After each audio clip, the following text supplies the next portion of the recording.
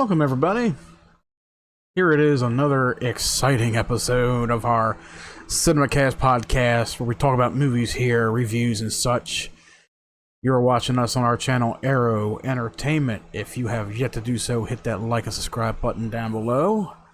If you also like to catch our podcasts and our gaming streams as well on our other platforms, links are down below in the description section, as well as the links to our social medias and our Discord server. If you guys are on Discord and you want to keep up to date with us, click that link down below and follow us today. So, here it is. It's 2024, and yet it's another Alien movie. Another Alien movie. That is today's feature, Alien Romulus. Now, this is another predecessor along in the franchise, along the lines of the original Ridley Scott masterpiece from 1979, Alien.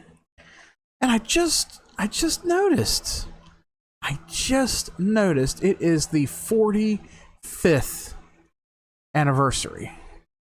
The 45th anniversary for Alien Romulus. Isn't that something? Or for not Alien Romulus, I'm sorry. I'm sitting here adding up the numbers for Alien. The movie Alien came out 45 years ago. 45 years ago. Actually, we just passed the anniversary not too long ago, actually. May 25th was the release date in the United States for Alien.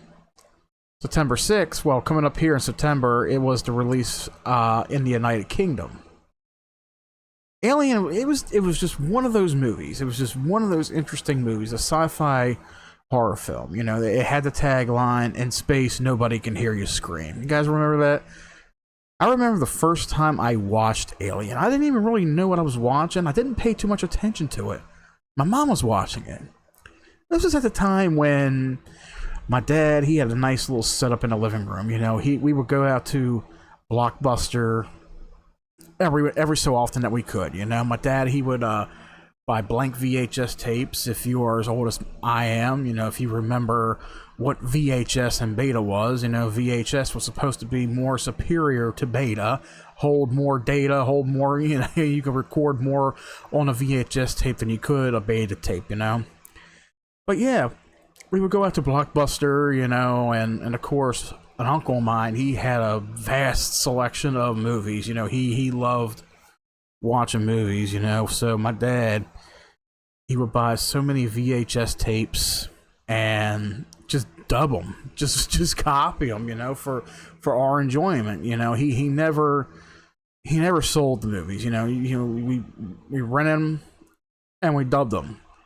Because back in the day, VHS tapes, you know, you buy a movie on VHS back in the day, the 80s and the 90s, you're paying out.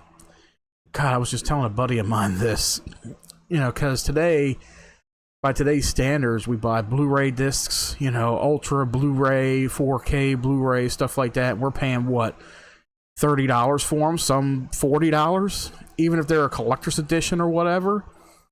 And you gotta sit there and think, man, I'm paying out the ass for a fucking movie. Like, even buying a brand new movie digital, you're paying like $20, $25 fucking dollars, right? But then I was like, we shouldn't really complain, because back in the day, if you even look at commercials for VHSs back in the day, some movies went as high as like $80, $90, $100 for a VHS. Just the movie. That was back in the 80s and 90s. So yeah, back in the day, not only was video games high, but the cost of movies was higher back then than they were now. It's almost like take it for granted, you know? Or don't take it for granted, I don't know. Unless you go to somewhere like Dollar Tree, Dollar Store, Five Below. Even in the Walmart bins, the cheap Walmart bins, you can find copies of movies on Blu-ray for under $5. And a lot of people have found gold mines for that, you know? But Alien, you know, getting back on track, like, yeah, we were in movies like Alien. I remember Alien, oh my God.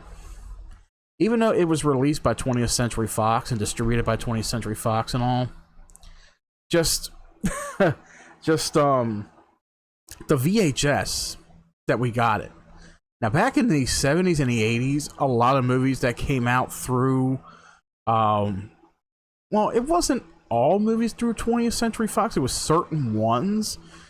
But when it came to VHS, I guess the brand CBS Fox was, it was very popular back in the day, in the 70s, 80s, and even 90s. So a lot of movies came out distributed by CBS Fox, even some MGM titles. Even titles such as, like, and I remember because we had a VHS dubbing of Halloween 4 and Halloween 5, which really had no major movie distributor. You know, Halloween 2 and 3, they were distributed by Universal Pictures, but then Halloween 4 and 5 came out. It's like, okay, there was no real major studio that distributed them, you know. But when it came to VHS, the very first ones that distributed it basically was CBS Fox. But yeah, Alien and Aliens, you know, both distributed by CBS Fox. That's how I remember watching those movies, you know. And my mom, you know, she was watching the first one. I seen vaguely the second one. It's like I was trying to depict which movie was which, because I thought it was all like one movie. I thought it was just like one long feature, you know. My mom, she would binge them back to back, Alien and Aliens, and I think at the time, because I was like, I had to have been like 4 or 5 years old. You know, I'm playing in my room, you know, I'm bringing my toys out, you know, even in the living room, and my mom's sitting there watching the movie, and it's going on for like 4 or 5 hours. I'm like, man, this is one long movie. Like, I'm like, damn, is this still going on? But no, it was 2 separate movies.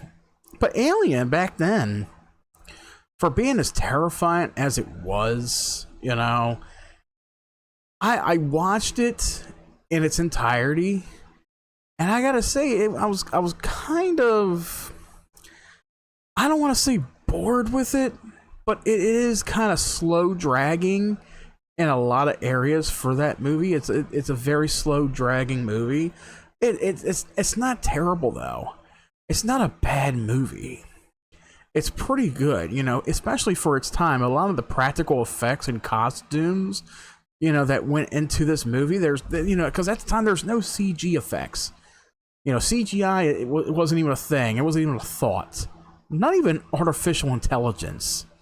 You know, you had a lot of costumes and practical effects and makeup, and that's what makes a true horror movie terrifying.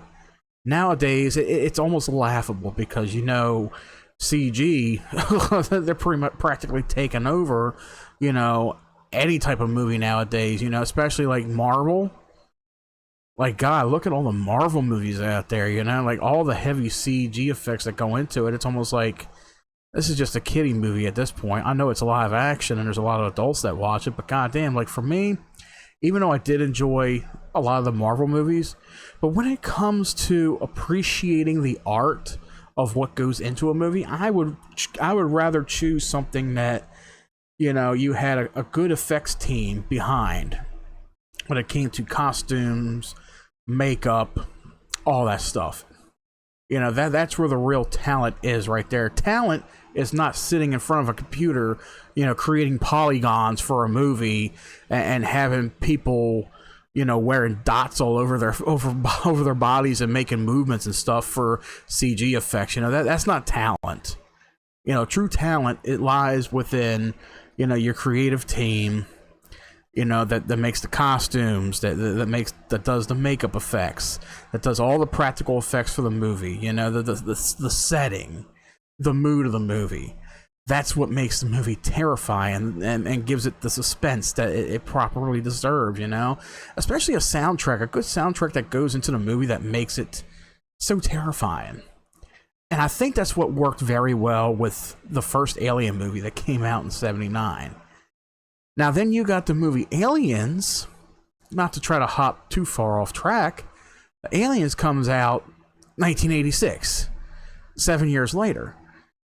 And this is dubbed as a science fiction action movie. Even though there is horror elements in this movie, it's more of an action sci-fi thriller, basically. And then you got stars like Michael Biehn that stars in this movie, who was previously in The Terminator. And Michael Biehn, he's a very underrated action movie star. I gotta say, you know, he's pretty darn good. But then you got, you know, people like Bill Paxton in there, you know, the comedic versions of the comedic acts of Bill Paxton in there, you know, and of course Sigourney Weaver returns, and then you got Paul Reiser, who plays the asshole, you know. Paul Reiser, he was recently in Beverly Hills Cop, you know, in the 80s. But you got like basically an all-star cast here. And this time the movie is directed and the screenplay and story is done by James Cameron, who did The Terminator. And I think that's what worked well with Aliens, with Aliens, the second Alien movie. And don't get me wrong, it is a damn good sci-fi action movie, and it goes along pretty well with the first one. You know, and it just does it really good. It's almost like it takes your fears away, you know, because you're rooting for, you know, this team that's, you know, up against the enemy, who's, you know, these xenomorph creatures. But then you got movies like Alien 3. Yes, everybody said Alien 3 was bad. I saw it. I didn't think it was that bad, really. In fact, I think it was kind of underrated for what it was. And it did have its terrifying elements to it. I mean, it didn't take place on a ship or anything, you know, and then Ripley is, you know, she's at a prison with a lot of guys and shit, and she it's later revealed that she has this alien inside of her. And then of course you got Alien Resurrection, which I will say was a bomb. I've seen it a couple times. It's not my favorite.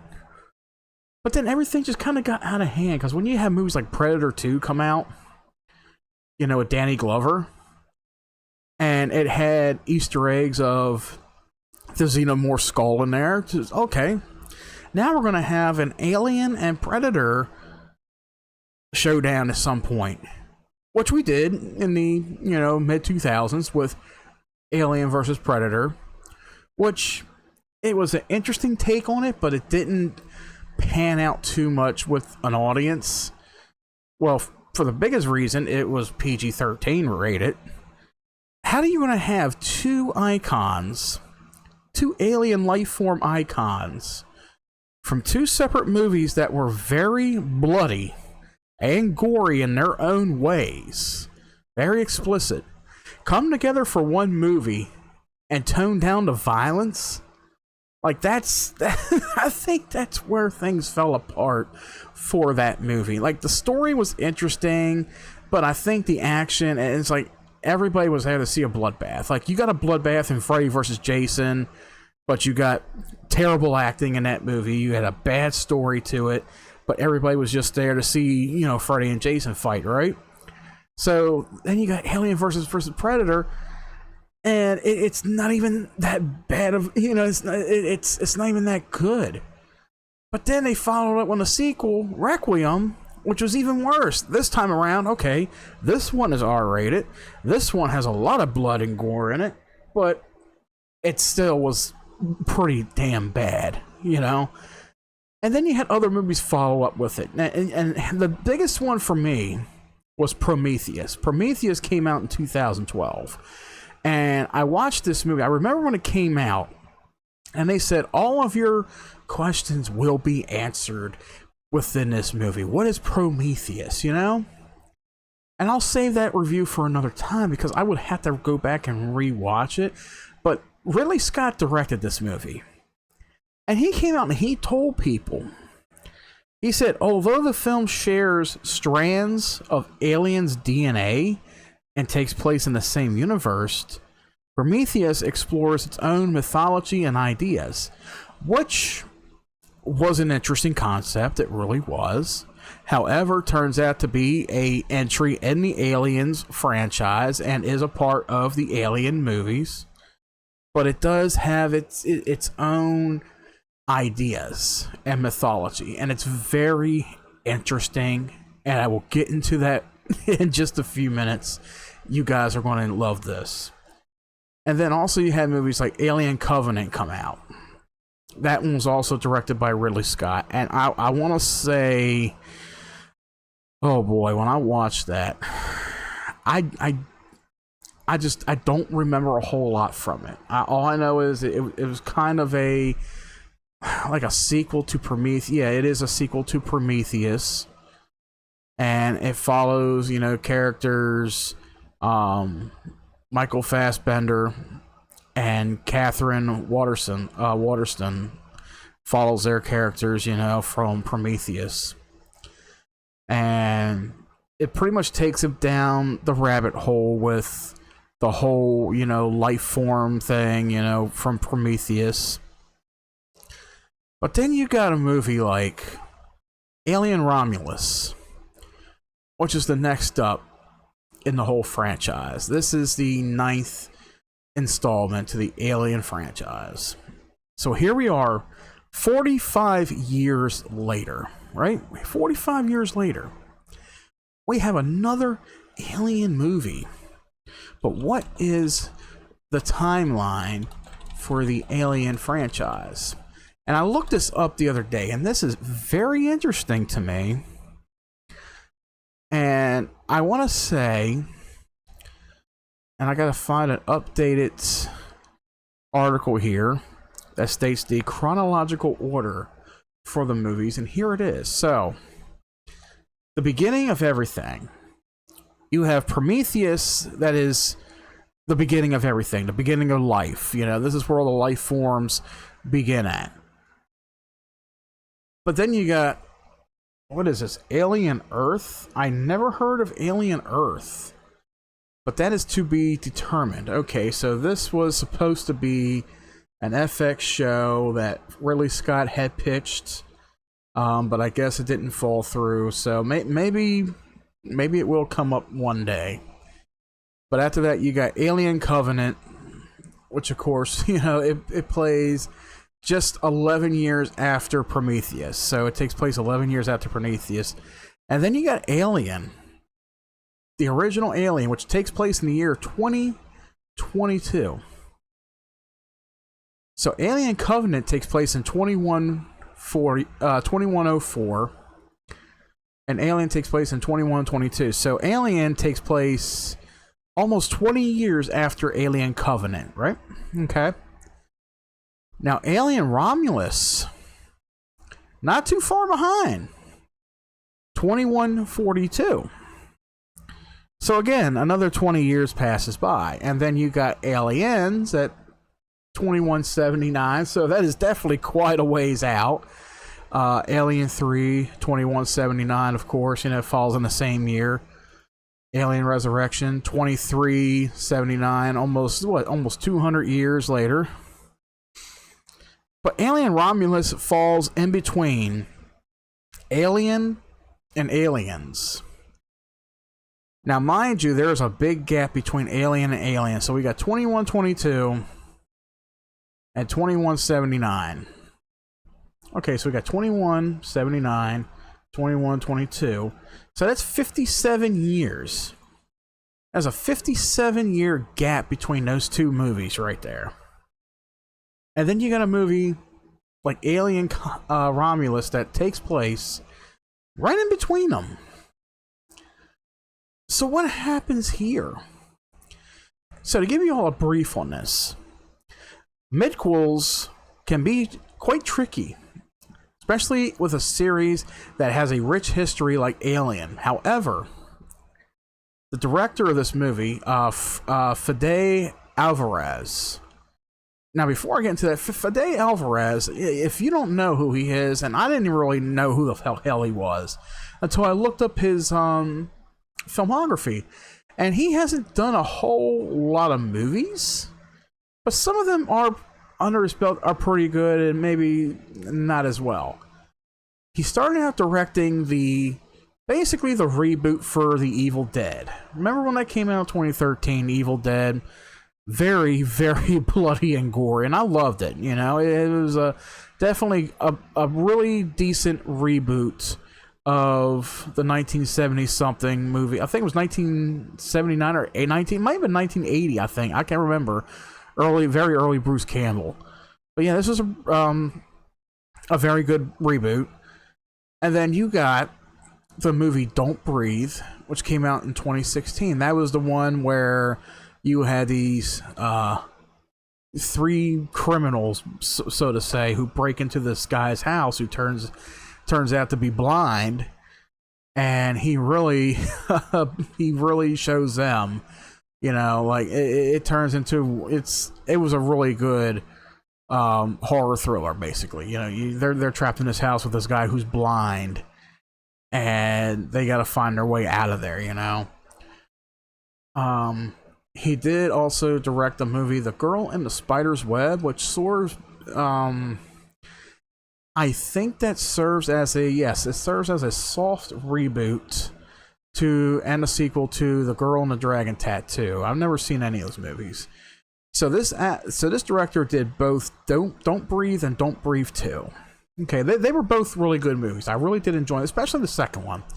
However, he only produced and wrote the story for Texas Chainsaw Massacre that came out in 2022. That movie, yeah, I think we will save that for another time because that wasn't even that great to begin with. But here we are. This is his 6th project, Alien Romulus. Okay, so director Fede Alvarez promised that Alien Romulus isn't upsetting the canon of the story by taking place 20 years after Ridley Scott's iconic origin story. As for what we should expect out of this tale, well, it's an adventure that focuses on new protagonist Rain Carradine, who's played by Kaylee Spaney, and her journey with some friends and a synthetic brother Andy, played by David Johnson. Romulus focuses on a new batch of young space colonizers who dock on a space station and get more than they bargained for. And by that we mean an old army of face huggers, eventually a full-grown xenomorph terror, and odds of survival so low that we shouldn't expect too many members of the crew to live to appear in future installments. Oh, and don't expect any potential survivors to all of a sudden meet a CGI de-aged Sigourney Weaver. If this entry is supposed to pressure or preserve the existing canon, there's a very good reason we won't be seeing Ellen Ripley appearing in Alien Romulus unless it's a specific type of reference or cameo happens to be a part of what we see to transpire. So, this is talking about don't expect to see potential survivors to all of a sudden meet. Okay, so there is one cameo in this movie, and I'll talk about that here in a little bit. So, when I went into this movie, mind you, probably for the first 20 minutes or so, I felt myself kind of falling asleep a little bit. Because it was dragging a little bit. It was really dragging. I was like, okay, this is probably going to be a film that's kind of like Prometheus in a way or something like that. It's modern Prometheus or whatever. It's like, okay, you got the story of the Whaling Corporation, the evil Whaling Corporation, that's out mining planets and shit for, extraterrestrial life, that could be good for humans, like, okay, let's create life or evolve life in a sense. That's the whole basis of the whole Alien franchise, basically. Like, so it's not really the xenomorphs that are the real threat in a sense. It's this organization, this whole company behind everything, and you see it in every entry, just about Wayland. In every entry, you see it. So, in a way, I want to compare these movies to something like the horror comedy Gremlins. In Gremlins, where the father finds this fancy little furry, animal, and he takes him out of this shop and he takes him home as a Christmas gift for his son, who names it Gizmo. You know, it's okay, just take good care of it. You know, don't feed it after midnight. Don't give it any baths. Don't take it outside during the day or whatever. You know, no bright lights will kill it, that kind of stuff. But then what happens? Okay, he accidentally spills some water on him and he makes little droplets here and there. Then what do? Oh, the bad ones, they eat after midnight and then they turn into these horrible little fucking gremlins, right? That's almost how I see this movie here. In a sense. Okay, so, you know, you got these things called face huggers. And they've been around, you know, since the start of time, you know, since the first Alien movie. You know, these fucking spider-like creatures that attach to your face, wrap their tail around your neck, and basically impregnate you. That's what they do. They got this long-ass Peter that goes in your mouth, and it stays on your body until it plants a seed in your body, and then the face hugger, it's either killed off or just drops out and dies, you know, that kind of thing. And then that seed grows into this little puppy-like thing that, you know, that basically bursts out your chest. And then in just a matter of time, it grows into this humongous ass xenomorph-like alien, you know? So I almost see that as like Gremlins in a way, you know? It's like how these things come to be and how they evolve, you know, basically. But in this movie, it's like the real, even though the enemy is a big creature, the real enemy of the franchise is this evil organization, Weyland, who wants to use these things, you know, to test them and stuff. Just like, okay, the beginning plot of this movie, a Weyland Yutani space probe investigates the wreckage of the USCSS Nostromo, collecting an organic object containing a xenomorph.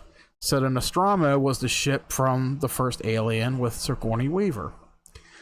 Now, the first 45 minutes of this movie, basically, well, the first half hour at least, you got characters. Okay, you got Rain, who's an orphan. She works with her adopted brother, Andy, who is a reprogrammed synthetic human at the Colony Jackson Star. After her contract is forcibly extended by Weyland Yutani, she agrees to join her ex-boyfriend Tyler to a derelict spacecraft to retrieve cryostasis chambers. These chambers will allow Rain and her friends, Tyler, his pregnant sister Kay, cousin Bjorn, and Bjorn's girlfriend Navarro, to escape to planet Yavega. Andy's ability to interface with the onboard computer system is crucial for the mission. Yada yada yada, basically. So the beginning of this is basically they want to get off this planet that they're living on. You know, they ain't never seen the sun. They're tired of being slaves or working for the whaling company. You know, they just want to get away. So they figure, okay, let's go raid a few. Let's go find something to raid, grab some chambers, you know, and then we can make our way out of here. You know, so they managed to get away, get aboard a space shuttle. You know, they call it the Corbalin, and they take off. Well, they eventually come across a space station that is divided into two parts called Romulus and Remus, which is a reference to the Roman legend of Romulus and Remus, if anybody cares to look that up and research it. So while they're retrieving stasis chambers, and they come across a certain room where there's about, I don't know, so many face huggers. Now, mind you, in the movie Alien, you know, they were only dealing with one space hugger. And they started it as like a beige color. They were a beige color. Remember that, like a yellowish beige. Now they're like, you know, they're like black. You know, they changed the color of these things. So I guess they evolve over centuries or decades or whatever. But I think in this movie, there is too over an excessive amount of face huggers. But I understand the deal. You know, this is on this ship. You know, it seems like this organization was taken over, and they were testing, you know, they were doing all kind of tests and experiments on these things, you know, testing the DNA, testing the blood and stuff like that. So they needed a whole bunch of them. So I think that's what makes this thing a little more different in a sense to begin with. Is you got previous films that were working off of one face hugger that planted one seed and that was it. This one, you got like dozens, almost like a couple dozen face huggers. Like there's several scenes where you see them crawling around. There's even a scene where, you know, 3 people of the team, they're trying to make it through this giant ass room, being as quiet as they can, and keeping the room temperature to their body temperature so these things don't see them or hear them. So that adds a little bit more suspense to it in a sense, but the real suspense is, of course, when one of the face huggers attacks one of the group and then plants its seed. Now, if you guys take notice to the poster I'm using, I like this poster a lot better. It's more grimy to what the movie is. Now, there is another poster that is used as a primary. It's a red poster used as a primary poster, and it's one of the crew with a face hugger on their face. I'm not going to say who it is, but it's just so obvious. It's like, okay, when we see this character in the movie, we know who's going to get it. You know, that's the one that's going to get it. And yes, that's the only one that does get it. But I feel like it's almost like a spoiler in a sense. Like, you know, okay, we know this person's going to die, basically. You know, and you know who it is. Even if you've grown to like this person, like within the first 20 so minutes of the movie, it's like, yeah, they're going to die. Yeah, that's why I don't like that poster. You know, I think that stands out as a little too vibrant, too modernized for what this franchise has been for the last 45 years. So that's why I went with the poster with the you know, the grim teeth of the xenomorph, you know, the dripping, the drool, you know. So I prefer that, basically. But yeah, you got this team, and they venture out. They find the wreckage of the Nostromo. They find the space station, Romulus and Remus. And so they go on board to investigate to find what they're looking for. And they end up coming across, you know, this lab full of face huggers. And of course, one of them ends up attaching itself to one of the crew members, who is then taken back to their ship, you know, to try to get them out of there. And the android is trying to kill off the threat, or the possible threat. But then, you know, the inevitable happens where, okay, alien comes bursting out the chest, kills its first 2 victims, basically. And of course, the way the xenomorph works in this movie is how it worked in the last few movies. It does a cat and mouse type game with the crew members. So it's not like it's trying to kill them off one by one like a regular serial killer would. It plays games. These are the beings that are really smart. They know how to use people. They know how to follow them to get to where they're going to try to kill off everybody. So there is a scene in there where one of the survivors is, you know, trying to connect back up with the team, and the xenomorph is just using this person, and the android sees it, and they're like, I can't let him in. I'm sorry, I can't let, because if I open the door, we'll all be dead. We'll all be dead, basically. That's what happens. But I will say, when this movie gets to the latter half, I want to say maybe within the first hour, or just after the first hour in, that's where everything starts to really pick up. And I mean madly pick up. And I want to say this is probably where the suspense does most likely come into play. And almost like it has a sense of... They try to say that this movie is probably like one of the most terrifying movies you'll see this year, right? Alien Romulus.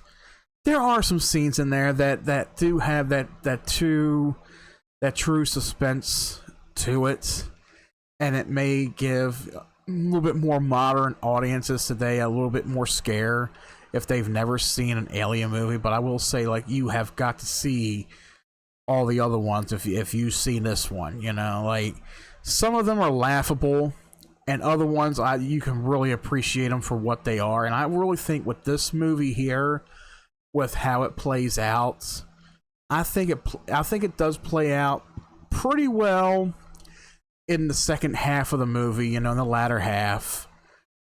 Even with a couple of twists and turns, like there is a scene where the android is told to take a sample from the lab, and it's a sample called Prometheus Fire, which is intended to perfect humans.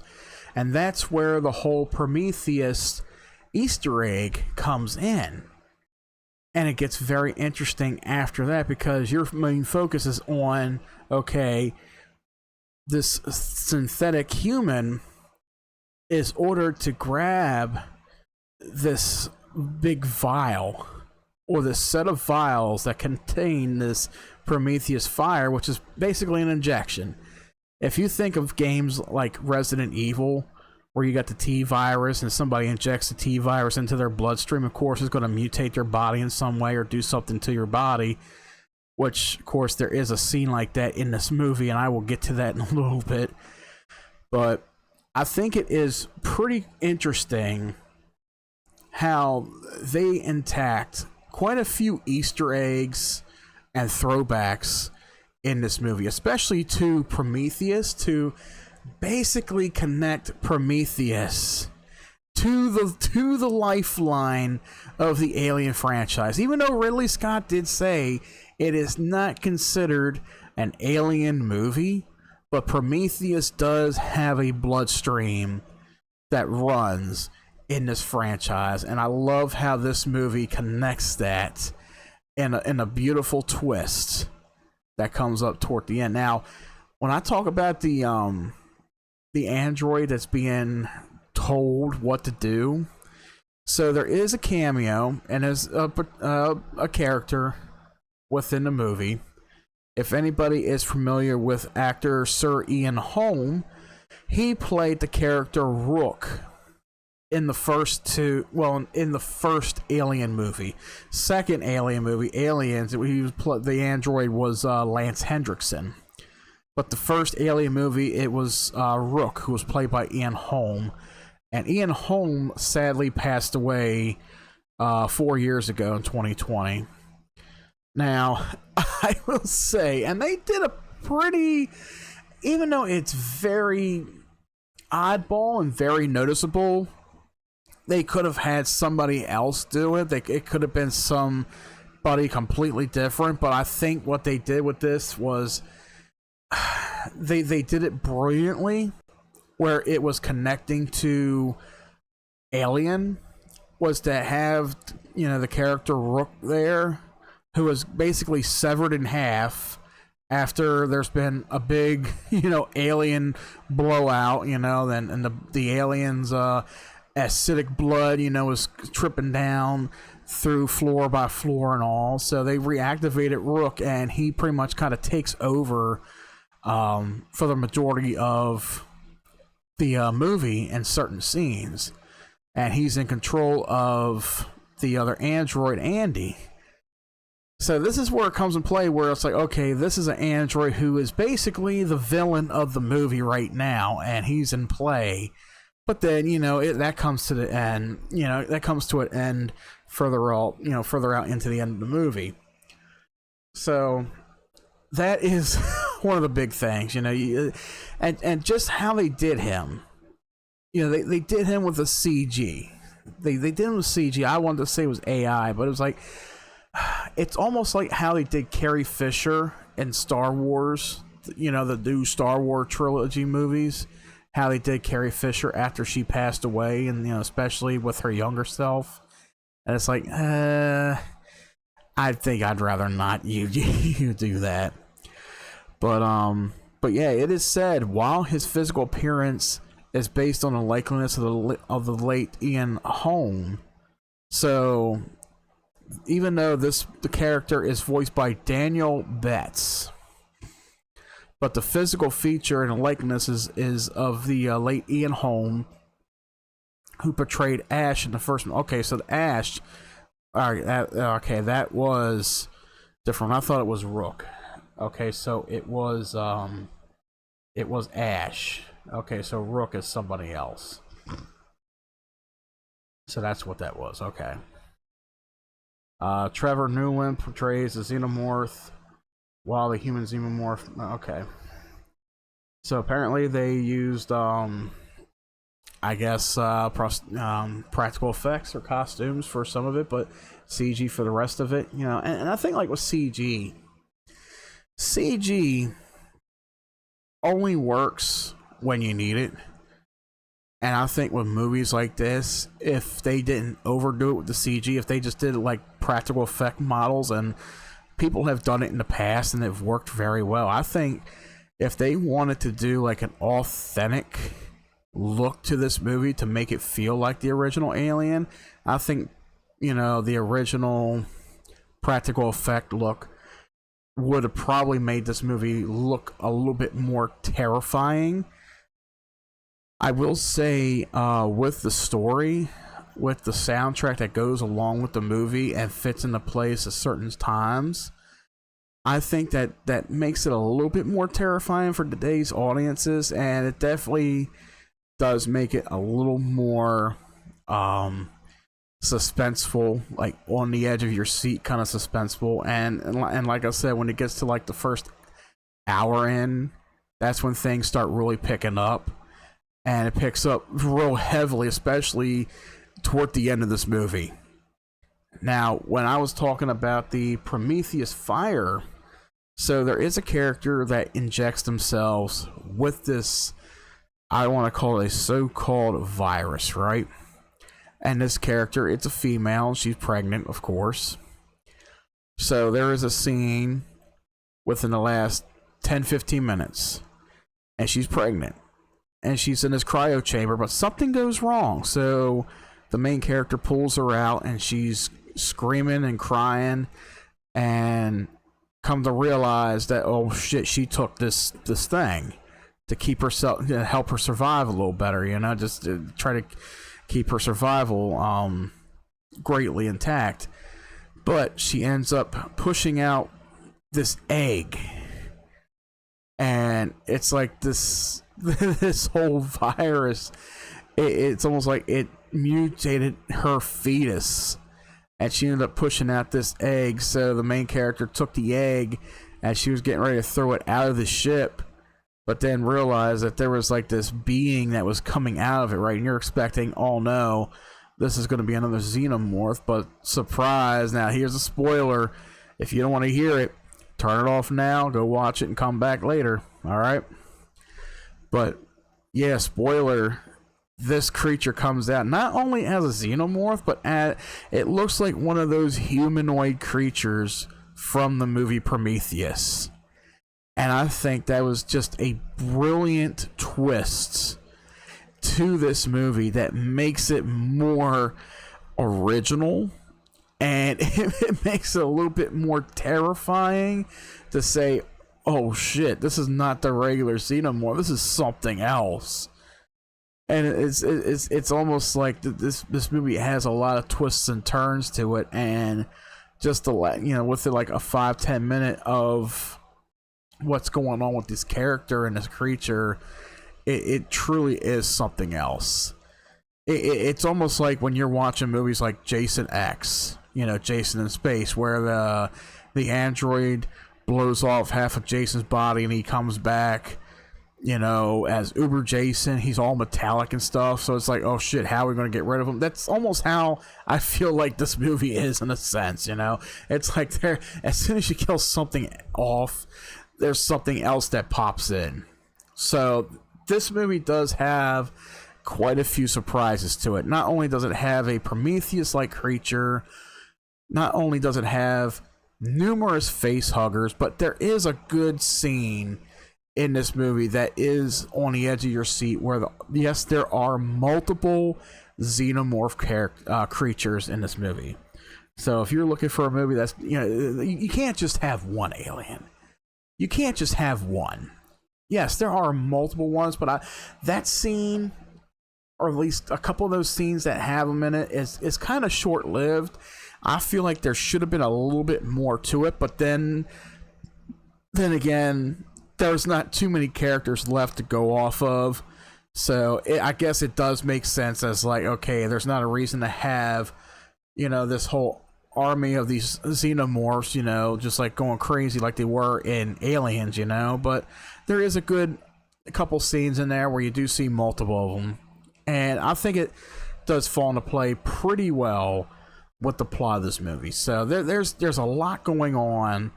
I think, with the way the story is, it's almost like you want to follow the story. You want to follow what these characters are going for. But in the end, you're just like, okay, I want to see what happens next. I want to root for these characters to get out. There's so much going on, and then there's so many twists and turns that go with it. So it definitely does keep you on the edge of your seat. So I will say, like, for Disney buying out 20th Century Fox, they did a pretty good job with doing this, with 20th Century Studios.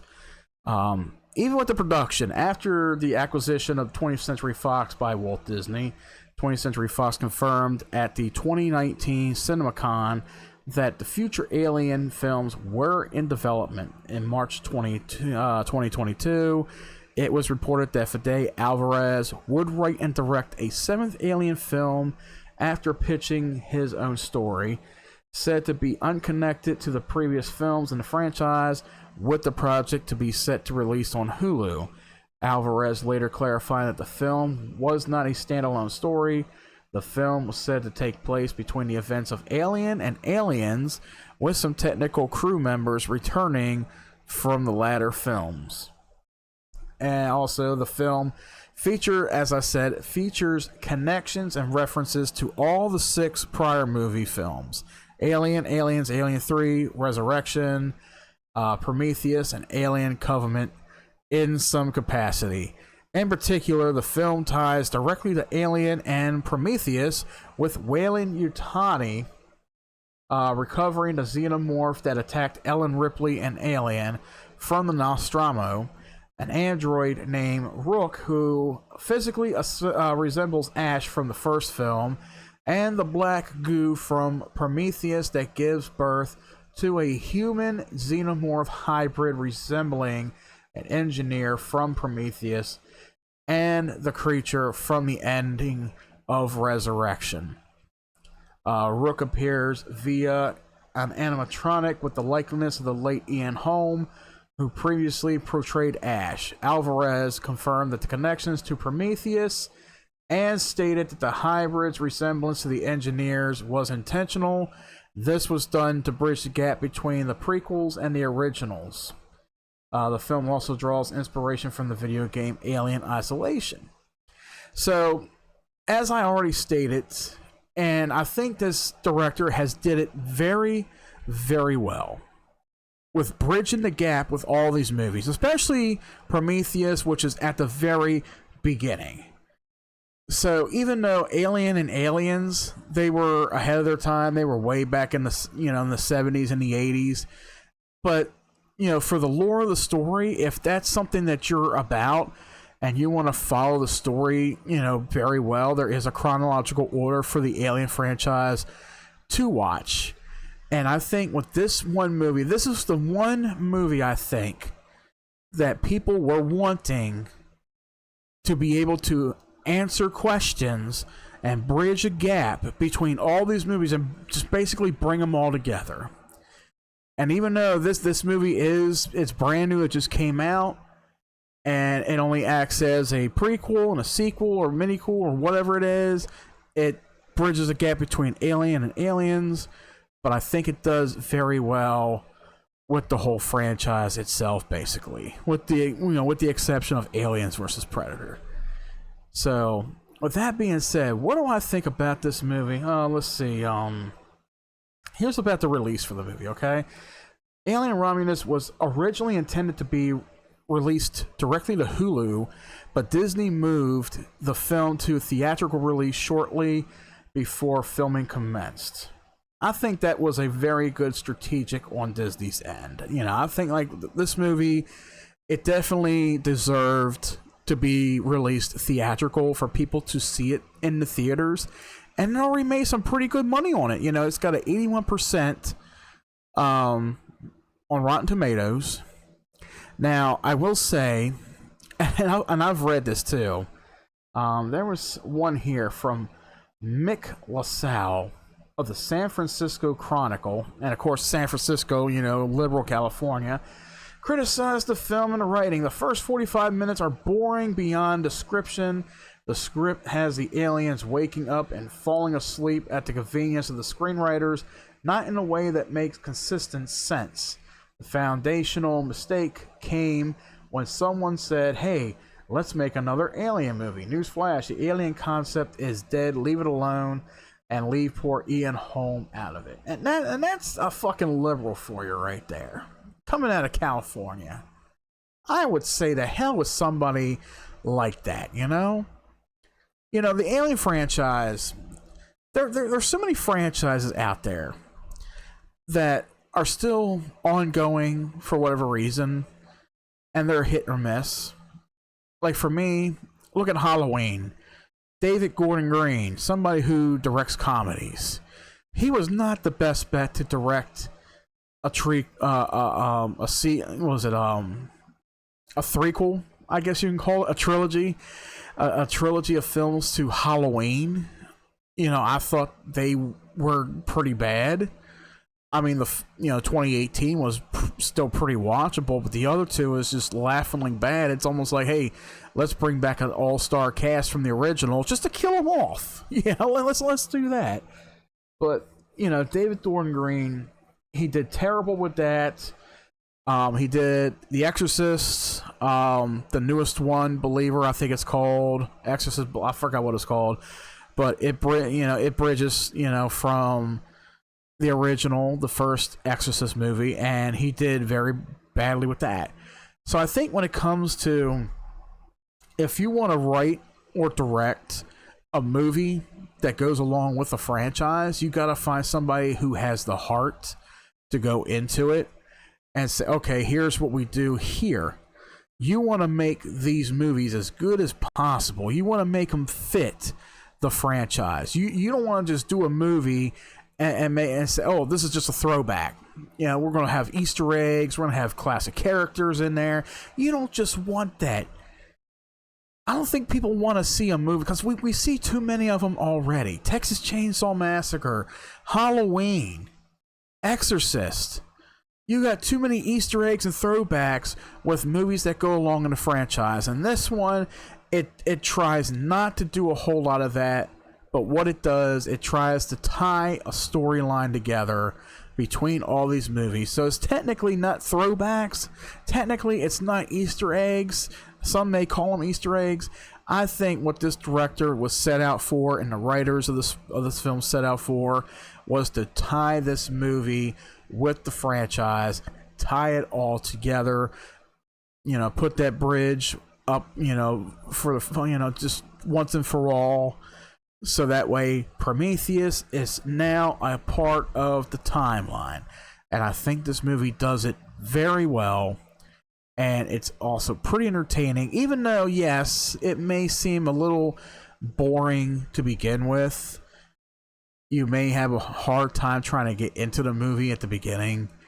But after that, once you get into it and it gets really good, I promise you guys, you probably will come back a second time to watch this movie. What is the rating I give Alien Romulus? I give it a 7 out of 10. Almost an 8 out of 10, maybe, but I will give it a fair 7 out of 10. Is it definitely worth watching? Yes. Is it worth watching a second time? I say so, especially if you plan on binging an Alien trilogy or Alien marathon. So what did you guys think about this movie? Alien Romulus. Did you go see it? Did you enjoy this movie? Let us know down in the comments section below. And I think that does it for today's episode of Cinemacast, guys. Definitely thank you for watching us today. And before you leave out, make sure you hit that like and subscribe button down below if you guys enjoy our content. Follow us on our other platforms if you want to see our podcasts and our game streams on there as well. And if you want to keep up to date with us on social media and on Discord, click those links down below as well. Anyway, guys, I am out of here. Thank you for joining me today for today's episode of Cinemacast. And until next time, we will catch you right back here at the cinema.